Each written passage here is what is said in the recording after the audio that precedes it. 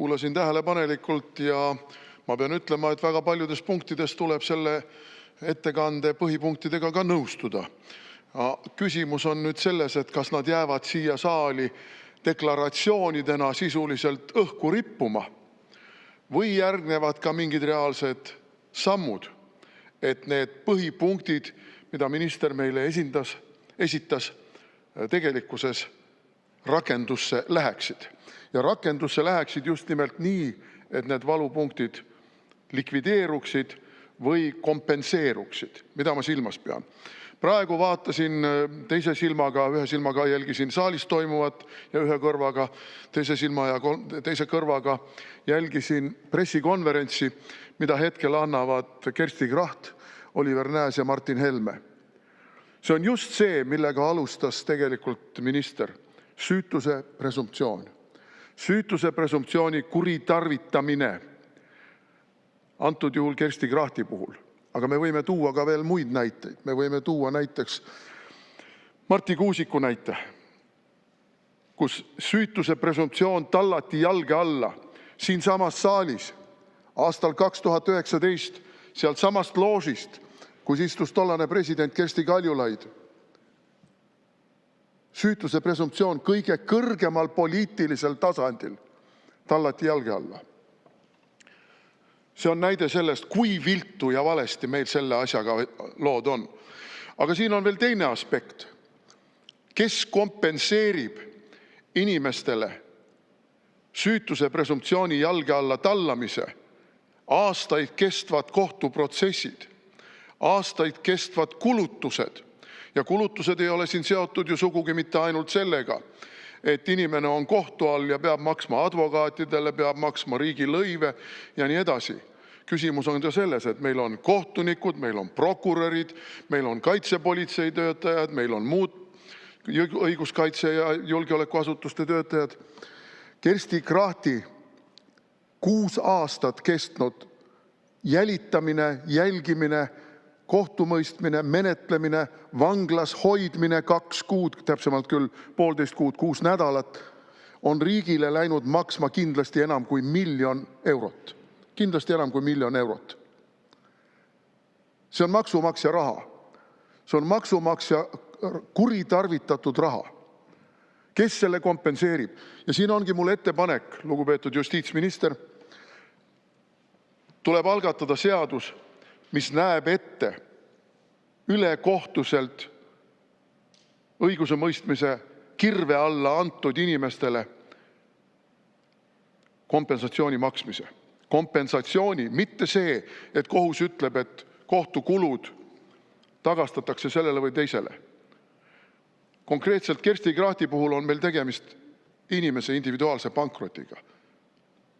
Ta ei saagi mingit raha. See läheb pankrotipessa. Mis sellest, et 200 000 eurot tuleb praegu nende protsesside katteks maksta kostjale. Kostja tegelikku raha ei saa. Tegelik raha läheb pankrotipessa. Aga Kersti Kracht on kaotanud kodu, Kersti Kracht on kaotanud töökoha, Kersti Kracht on praegu peab hakkama taastama oma mainet ausa inimesena. Need on väga teravad probleemid. See ei ole üldsõnaline, et meil on probleemid süütuse presumptsiooniga. Jah on. Need probleemid on mitte ainult juriidilised, vaid need probleemid on ka rahalised ja need probleemid on individuaalsed. Nüüd teine punkt. Paluks lisaaega. 3 minutit lisaks. Mida te puudutasite, puudutab noorte kuritegevust. Ajad muutuvad ja loomulikult ma ei saa võrrelda seda oma noorusega. Meil ei olnud internetti, meil ei olnud mobiiltelefone, nutiseadmeid, mitte midagi taolist. Võib-olla ka mina oleksin uppunud nendesse nutiseadmetesse, ma ei oska öelda. Ei oska kõrvutada tänapäeva noortega, aga ma võin öelda seda, et mis meil oli ja mida meil Eestis praegu ei ole, vähemalt mitte paljudele kättesaadaval määral, see on huvialade, tasuta huvialade kasutamine. Mina võisin minna tol ajal pioneeride majja, käisin ornitoloogia ringis ja käisin veel mitmetes ringides. Tasuta võisin käia trennis. Kergejõustik mulle ei istunud, aga jalgpalli tagusin suure hea meelega. Kuni ma hakkasin pilli mängima. Ja siis olid ka kultuurimajad. Ma ei maksnud mitte midagi peale selle, et ma vanematel palusin, et nad ostaksid mulle kitarri, mis oli kuradi kallis. 200 rubla. 200 rubla. See oli praktiliselt koristaja 2 kuu palk. Aga klubid, kultuurimajad varustasid meid muu tehnikaga. Ja see on see, mida meil praegu ei ole. Ei tule mõelda mitte selle peale, et me loome mingisuguseid ühisprojekte Siseministeeriumiga, vaid mõelda tuleb selle peale, kuidas riigieelarvest nii palju raha suunata noorsootööga tegelemisse, et oleks võimalik minna sellesse huvialaringi, kuhu noor minna tahab. Ja kui ta leiab, et talle see siiski ei sobi, siis ta läheb järgmisse, kuni ta leiab selle, mis talle sobib. Tuleb leida vahendeid, et noored saaksid sportida ja ei peaks sellele üle jõu käivalt vanemad peale maksma. Need on need kõige elementaarsemad asjad. See, mida teie pakute, on tegelikult juba järeltöö. Preventiivne töö on anda noortele võimalus ennast välja elada spordis, huvialades ja mitte teha seda nii, et 3-4-lapselised perekonnad ütlevad, et ei kulla kallis, et see vanem laps küll sai veel, siis meil oli natuke rohkem raha, aga sina kui viimane 3. või 4. laps, meil lihtsalt sinu jaoks enam raha ei ole. See on ka demograafiline teema. See ei ole ainult mingisugune noorsokuritegevuse teema. See on ka demograafilise ummikseisu või allakäigu lahendamise üks väga olulisi komponente.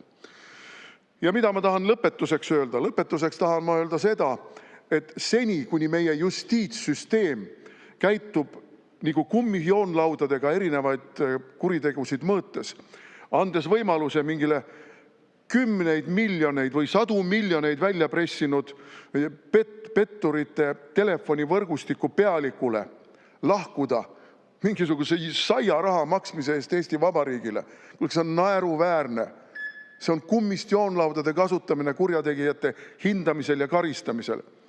See on naeruväärne, kui Johanna-Maria Lehtme uurimine ei idane ega mädane juba 4. aastat. Ei idane ega mädane. See on naeruväärne, kui Kaja Kallase idaärid sõjatingimustes, meie tingimusteta Ukrainale toetuse andmise tingimustes lihtsalt vaikitakse maha. See on naeruväärne, kui politsei tegeleb narkokaubandusega, kasutades konfiskeeritud narkootikume uuesti turule paiskamiseks. Ja kahjuks mul ei ole aega ja ma ei saa pikemalt rääkida, aga need on need praktilised probleemid, millega on vaja tegeleda. Õiglus on vaja jalule seata koos õigusega. Aitäh!